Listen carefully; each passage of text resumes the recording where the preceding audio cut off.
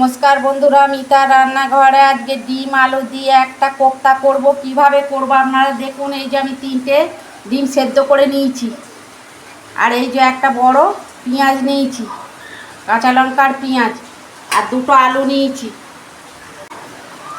আলু দুটো আমি একটু ম্যাশ করে নেব।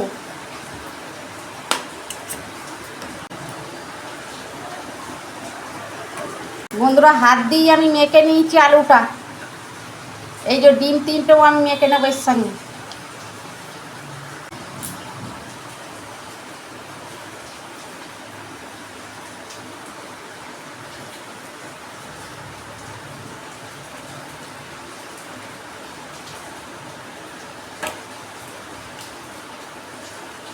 এই ডিম আর আলু দিয়ে এই রেসিপিটা আপনারা করবেন, খেতে খুব ভালো লাগবে।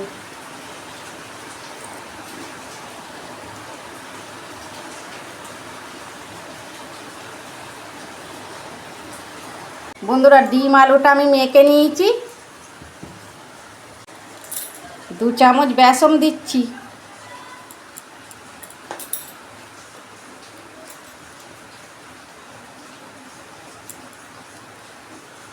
পেঁয়াজ আর লঙ্কাটা দিয়ে দিচ্ছি। নুন দিচ্ছি পরিমাণ মতো, হলুদ দিচ্ছি অল্প, ঝাল লঙ্কার গুঁড়ো দিচ্ছি অল্প, জিরে গুঁড়ো দিচ্ছি 1 চামচ, আর ধনে গুঁড়ো দিচ্ছি 1 চামচ।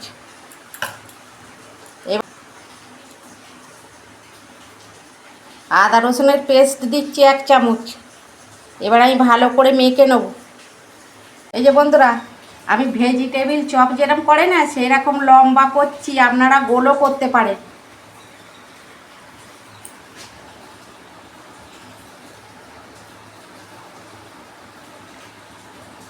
এইভাবে আমি সবগুলো করে নিয়ে দেখাচ্ছি।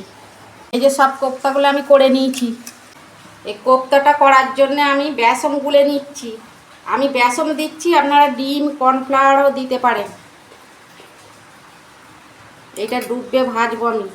এই যে বন্ধুরা, বেসনটা গুলে নিয়েছি। এবার কোপ্তাগুলো আমি ভেজে নেবো। কড়াই তেল দিয়েছি, গরম হয়ে গেছে তেল।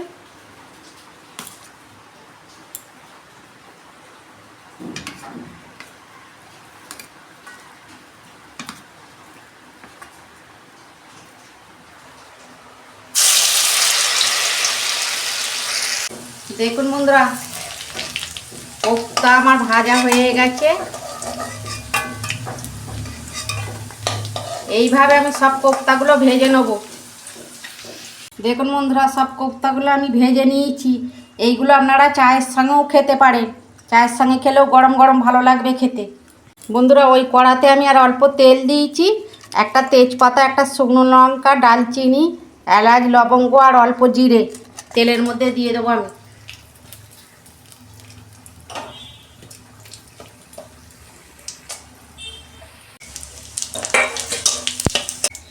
পেঁয়াজটা আমি পেস্ট করে রেখেছিলাম, দিয়ে দিচ্ছি।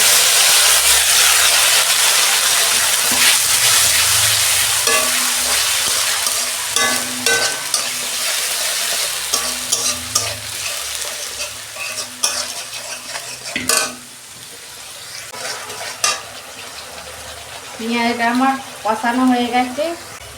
2 চামচ আদা রসুনের পেস্ট দিচ্ছি। পরিমাণ মতো নুন দিচ্ছি, হলুদ দিচ্ছি, জিরে গুঁড়ো। বন্ধুরা, এগুলো ভাজা সব জিরে গুঁড়ো, ধনে গুঁড়ো আমরা ভেজে রেখে দিই। ঝাল লঙ্কার গুঁড়ো দিচ্ছি আমি, আপনারা যেরকম ঝাল খাবেন সেরকম দেবেন। 2 মিনিট আমি কষে নিই। অল্প চিনি দিচ্ছি।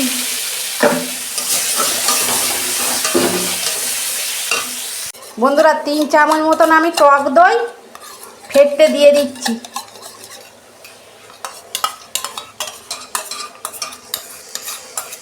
বন্ধুরা, আমি গ্যাসটা বন্ধ করে দইটা দিয়েছি, নাহলে ফেটে যাবে দই।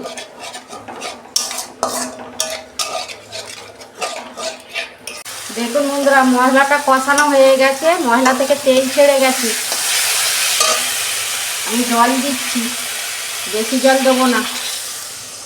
দেখুন বন্ধুরা, আমি পরিমাণ মতো জল দিয়েছি, মশলাটা ফুটুক তারপর কোপ্তাগুলো দেবো। দেখুন বন্ধুরা, মশলাটা ফুটে গেছে, আমি কোপ্তাগুলো দিয়ে দিচ্ছি।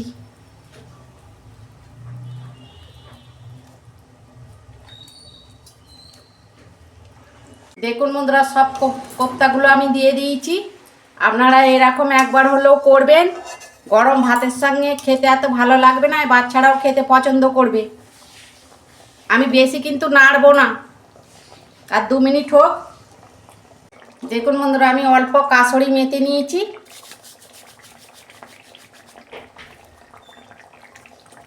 দিয়ে দিয়েছেন। এইটা দিলে তরকারিটা খেতে, কোপ্তাটা খুব ভালো লাগবে।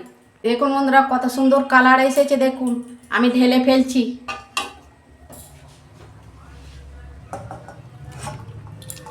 দেখুন বন্ধুরা, আলু দিয়ে কোপ্তাটা কত সুন্দর হয়েছে, আলু ডিম দিয়ে। আমি কাসুরি মেথি দিয়েছি, আপনারা ধনে পাতাও দিতে পারেন।